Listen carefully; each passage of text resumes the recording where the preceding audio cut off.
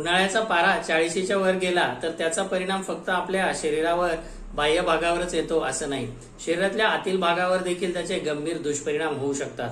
ज्यावेळेस टेम्परेचर खूप मोठ्या प्रमाणावर वाढतं त्यावेळेस शरीरामध्ये उष्माघात म्हणजे हीट स्ट्रोकची लक्षणं दिसतात. मित्रांनो, आजच्या या व्हिडिओमध्ये उष्माघात म्हणजे हीट स्ट्रोक म्हणजे काय, तो का निर्माण होतो, त्याचे आपल्या शरीरावर काय गंभीर दुष्परिणाम होतात व हा हीट स्ट्रोक किंवा उष्माघात टाळण्यासाठी आपण घरच्या घरी काय उपाय करू शकतो या संदर्भामध्ये सविस्तर माहिती जाणून घेणार आहोत. त्यामुळे तुम्ही हा व्हिडिओ शेवटपर्यंत अवश्य बघा, कारण या व्हिडिओमध्ये तुमच्या उपयोगाची जबरदस्त माहिती तुम्हाला मिळणार आहे. सर्वात पहिलं समजून घेऊयात हीट स्ट्रोक म्हणजेच उष्माघात म्हणजे काय. मित्रांनो, ज्यावेळेस आपण उन्हामध्ये जातो, उष्णतेमध्ये जातो किंवा जास्त टेम्परेचर असणाऱ्या ठिकाणी जातो तर आपल्या शरीरामध्ये एक नैसर्गिक कूलिंग सिस्टम असते, त्याला थर्मो रेग्युलेशन असे म्हणतो. त्यावेळेस काय होतं तर शरीर स्वतःला थंड ठेवण्याचा प्रयत्न करत असतं. शरीरामध्ये असणारा जो द्रव पदार्थ आहे तो घामाच्या स्वरूपाने आपल्या त्वचेवर येतो व त्वचेचं जे टेम्परेचर आहे, तापमान आहे ते कमी केलं जातं. याला शरीराचा नैसर्गिक कूलिंग सिस्टम असे म्हणतात. परंतु मित्रांनो, काय होतं ज्यावेळेस आपण खूप जास्त उन्हामध्ये जातो, जास्त काळ उन्हामध्ये राहतो किंवा जास्त उष्णता किंवा टेम्परेचर असणाऱ्या ठिकाणी राहतो, अशा वेळेस आपली ही नैसर्गिक कूलिंग सिस्टीम जी आहे ती कोलमडून जाते. जास्त प्रमाणात घाम आल्यामुळे शरीरातला द्रव पदार्थ आहे तो कमी होऊन जातो, त्यामुळे आपल्या शरीराचं तापमान हे आतून वाढायला लागतं. ज्यावेळेस 104 फॅरनहाइट म्हणजे 40 डिग्री सेल्सिअसच्या वरती आपलं तापमान वाढतं त्यावेळेस त्याला हीट स्ट्रोक किंवा उष्माघात असे म्हणतात. मित्रांनो, हा जो उष्माघात आहे याचे आपल्या शरीरातील अंतर अवयवावर अतिशय गंभीर दुष्परिणाम होतात. शरीरातील द्रव पदार्थ कमी झाल्यामुळे ब्लड प्रेशर म्हणजेच रक्तदाब कमी होऊन चक्कर येण्याचे किंवा बेशुद्ध पडण्याची देखील शक्यता असते. शरीरातील हृदय असेल किंवा मेंदू असेल, किडनी असेल, अशा अवयवांवर याचा गंभीर दुष्परिणाम देखील होत असतात. काही केसेसमध्ये मेडिकल इमर्जन्सी देखील होण्याची शक्यता असते.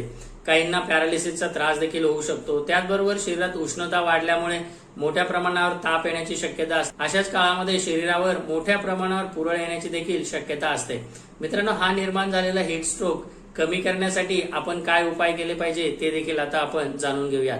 यामध्ये सर्वात महत्वाचं म्हणजे तुम्ही उन्हामध्ये जाणं टाळलं पाहिजे. साधारण 12 ते 4च्या दरम्यान जेव्हा उष्णता खूप जास्त असते, टेम्परेचर खूप जास्त असतं, अशा वेळेस आपण घराच्या बाहेर पडलं नाही पाहिजे. या काळात जर तुम्ही बाहेर जात असाल तर आपण पूर्ण अंग आपलं झाकून ठेवलं पाहिजे. विशेषतः आपण यासाठी जर पांढरा कपडा वापरला तर त्याचा खूप चांगला फायदा होतो.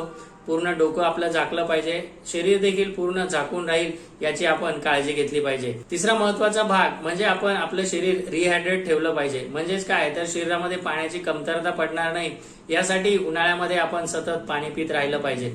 उन्हाळ्यामध्ये साधारण 3 ते 5 लिटर किंवा त्यापेक्षा जास्त देखील पाणी पिण्याची गरज पडू शकते. मित्रांनो, याचबरोबर घरातील 3 उपयोगी औषधं देखील आपण जाणून घेणार आहोत. यामुळे आपल्याला उष्माघाताचा परिणाम कमी करता येईल. सर्वात महत्वाचं म्हणजे वाळ्याचं पाणी. वाळा म्हणजेच उशीर. आयुर्वेदामध्ये शरीरामध्ये वाढलेला पित्त दोष कमी करून शरीराचा घाम कमी करण्यासाठी हा वाळा खूप फायदेशीर ठरतो. यामुळे शरीरातली उष्णता कमी येते. त्या उष्णतेमुळे निर्माण होणारा जो घाम आहे तो कमी होतो व शरीरातून घामाच्या माध्यमात जाणारा द्रव पदार्थ आहे तो थांबवला जातो. दुसरा महत्वाचा पदार्थ म्हणजे निंबू पाणी. मित्रांनो, निंबू पाणी हे उन्हाळ्यामध्ये एक अमृतासारखं औषध आहे. शरीरामध्ये कमी झालेले जे इलेक्ट्रोलाइट्स आहेत ते बॅलन्स करण्यासाठी आपल्याला निंबू पाण्याचा खूप फायदा होतो. निंबू, साखर, थोडंसं सैंधव मीठ किंवा त्यामध्ये आपण धने देखील टाकून घेऊ शकतो. यामुळे शरीरामध्ये कमी झालेलं सोडियम भरून येण्यासाठी व आपला रक्तदाब चांगला राहण्यासाठी व शरीराचा थकवा कमी होऊन एनर्जी चांगली राहण्यासाठी आपल्याला याचा फायदा होतो. तिसरा महत्वाचा पदार्थ म्हणजे नारळ पाणी. मित्रांनो, शीतवीर्यात्मक असणारं हे नारळ पाणी शरीरामध्ये गेल्यानंतर पित्त कमी करतं व शरीरातला जो द्रव पदार्थ आहे तो सहज भरून काढतं. या तीनही पदार्थामुळे आपल्या शरीरामध्ये असणारा जो द्रव पदार्थ आहे त्याची व्यवस्थित लेवल मेंटेन केली जाते. आपलं रिहायड्रेशन होतं. डिहायड्रेशनमुळे होणारे त्रास कमी होतात. त्याचप्रमाणे शरीरामध्ये वाढलेला पित्तदोष कमी होऊन उष्णतेचा त्रास कमी होण्यासाठी आपल्याला फायदा होतो. मित्रांनो, या तीनही पदार्थ तुम्हाला उष्माघातापासून बचाव करण्यासाठी खूप फायदेशीर ठरू शकतात. मित्रांनो, तुम्हाला व्हिडिओ आवडला असेल तर व्हिडिओला लाईक करा, शेअर करा व YouTube चॅनलला सबस्क्राईब करायला विसरू नका.